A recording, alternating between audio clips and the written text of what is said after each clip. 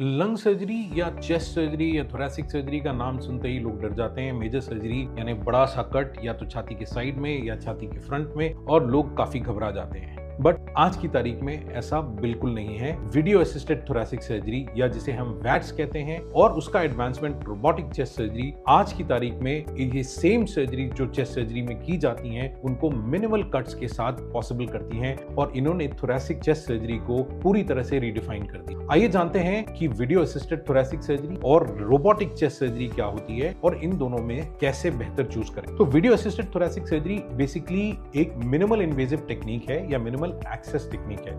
Again ये myth एक है जो मैं शुरू में ब्रेक करना चाहता हूं। लोग समझते हैं कि मिनिमल इन्वेजिव सर्जरी का मतलब होता है कि सर्जरी बहुत कम होती है। ऐसा कुछ नहीं है। जो सर्जरी हमारा टारगेट है, अगर मान लीजिए राइट साइड का अपर लोब निकालना है तो राइट साइड का अपर लोब निकालना वो हमारा पूरा टारगेट है। सर्जरी पूरी वही होती है, लेकिन जो ट्रॉमा ऑफ एक्सेस है यानी वहां तक पहुंचने के लिए जो काटापीटी करनी पड़ती है वो बहुत कम हो जाती है। तो therefore it allows for faster healing and earlier recovery to life. So इसीलिए मिनिमल इन्वेजिव सर्जरी को ये इससे कंफ्यूज ना करें कि सर्जरी ही छोटी होती है। सर्जरी एक्चुअली अंदर से पूरी होती है, लेकिन कट्स जो हैं वो बहुत छोटे होते हैं और मिनिमल ट्रॉमा के साथ ये काम हो जाता है। तो पहला मिथ तो ये ब्रेकआउट कर देता हूं। Now what is VATS and what is robotic chest surgery. देखिए वैट्स में क्या होता है कि हम छाती के 3 छोटे छोटे कट्स लगाते हैं, कभी कभी 2 कट्स और कभी कभी सिंगल कट से भी काम चल जाता है। इनको हम सिंगल कट वाले को यूनिपोर्टल कहते हैं, इसमें 2 कट्स लगते हैं उनको बाईपोर्टल कहते हैं, और जिनमें 3 कट्स लगते हैं उनको स्टैंडर्ड 3 पोर्ट वैट्स कहते हैं। और वैट्स में होता क्या है, अगर मान लीजिए मैं सिंप्लिसिटी के लिए एक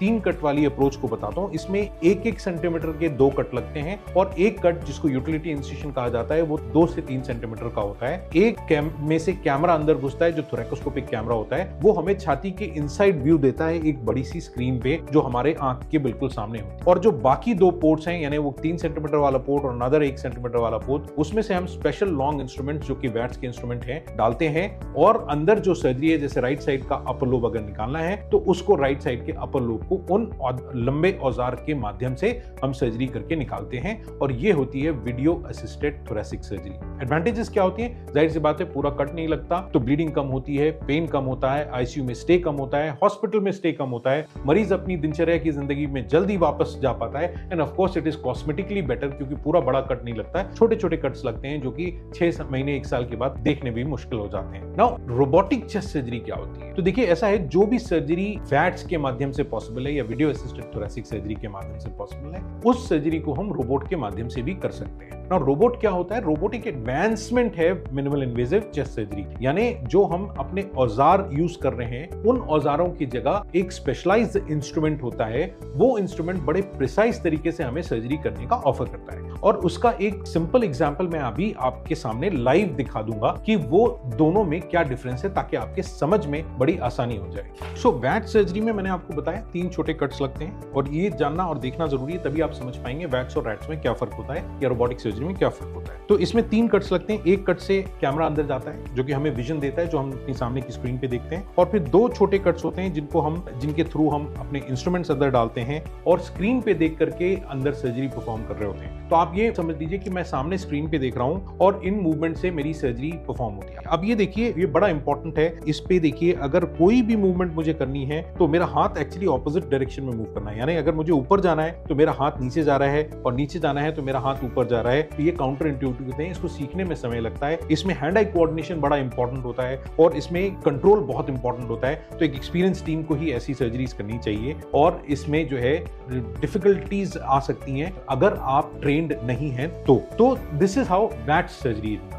नाउ अभी मैं आपको एक बड़ा सिंपल देता हूं, तो आप किन केसेस में आप जो है रोबोट का क्या एडवांटेजेस होता है वो मैं आपको समझाने की कोशिश करता हूं। नाउ सपोज कीजिए मैं एक अच्छा आर्टिस्ट हूं, या मुझे कुछ लिखना है, तो मैं अगर उसको अपने नॉर्मल हाथ से लिखूं, आप ये देखिए इस तरह से पकड़ के, तो मैं बेस्ट लिख सकता हूं। या आर्टिस्ट जब ड्रॉ कर सकता है तो वो बेस्ट तरीके से close to the hand proper rest करके जब वो काम करता है तो वो कर सकता है। अगर उसी आर्टिस्ट को मैं एक लंबे पेन दे दूं जिसकी लंबाई लेट्स से 1 फीट है, तो मेरे पास कुछ चीज रखी की हुई है, मैं आपको तौर पे दिखा देता हूँ। सपोज कीजिए मैं उसी आर्टिस्ट को एक लंबा सा पेन दे दूं और उसको कहूं कि इस पेपर पे वो ड्रॉ करे, तो उसकी जो है वो हो सकता है अगर अच्छा है एंड विद प्रैक्टिस थोड़े दिन के बाद वो अच्छी ड्राइंग बना पाए, but it will not be the same as doing it with my hands here. और यही मेजर फर्क होता है रोबोटिक में और वैट्स में। सो रोबोटिक इंस्ट्रूमेंट्स जो हैं वो मेरे हाथ का मिनिएचर वर्जन होते हैं, उनको टिप ऑफ द इंस्ट्रूमेंट पे रोबोटिक टेक्नोलॉजी ने पहुंचा दिया है। और मैं जब उन इंस्ट्रूमेंट्स को छाती के अंदर बिल्कुल उसी तरह से डालते हैं जैसे वैट्स में हम इंस्ट्रूमेंट्स डालते हैं, एक्सेप्ट कि ये इंस्ट्रूमेंट्स एक रोबोटिक कार्ड से अटैच्ड होते हैं और छोटे छोटे कट्स,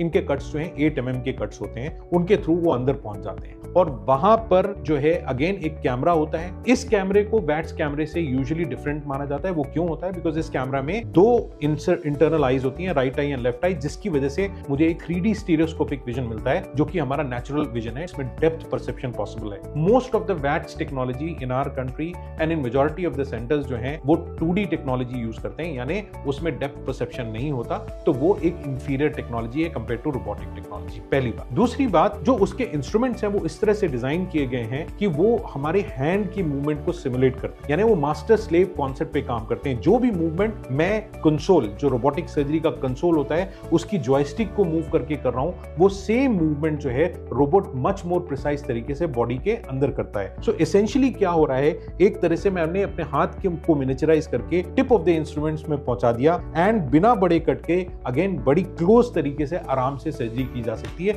जो कि आपको इस वीडियो में दिख रहा होगा। जहां पे सूचरिंग दिखाई जा रही है, तो सूचरिंग में देखें नीचे सर्जन का हाथ दिख रहा है, वो जैसे ही इंस्ट्रूमेंट को होल्ड कर रहा है, खोल रहा है, बंद कर रहा है, घुमा रहा है, वही सेम मूवमेंट ऊपर जो है रोबोटिक आपको दिख रही है, जिससे रोबोटिक सर्जरी की जाती है। तो क्या हो जाता है, प्रिसिशन बढ़ जाता है। मोर कॉम्प्लेक्स प्रोसीजर जहां पे सूचरिंग रिक्वायर्ड है, जहां पे केयरफुल और डेलिकेट हैंडलिंग रिक्वायर्ड है, वो ज्यादा फीजिबल हो जाते हैं। नैरो कन्फाइंड स्पेस में काम करना ज्यादा आसान हो जाता है। तो रोबोटिक सर्जरी के ये एडवांटेजेस होते हैं over minimal invasive VATS surgery. क्या सारे पेशेंट्स रोबोटिक के लिए फिट होते हैं? मोस्ट ऑफ द पेशेंट्स जिनकी वैट सर्जरी की जाती है उनको रोबोट के माध्यम से भी किया जा सकता है, बट ये डिसीजन जो है ऑपरेटिंग टीम या सर्जन का होता है कि वो किस माध्यम से सर्जरी करना चाहता है, और आप इस बारे में उनसे पूछ सकते हैं। तो ये होता है डिफरेंस रोबोटिक वर्सेस वैट्स का। तो एक और समझाने के लिए आपको डिस्टेंस बताता हूं। मान लीजिए आपको point A to point B जाना है, और ये ए टू बी पॉइंट पे जाने के लिए आपके पास कोई भी गाड़ी हो, अगर बिल्कुल साफ सीधी सड़क हो,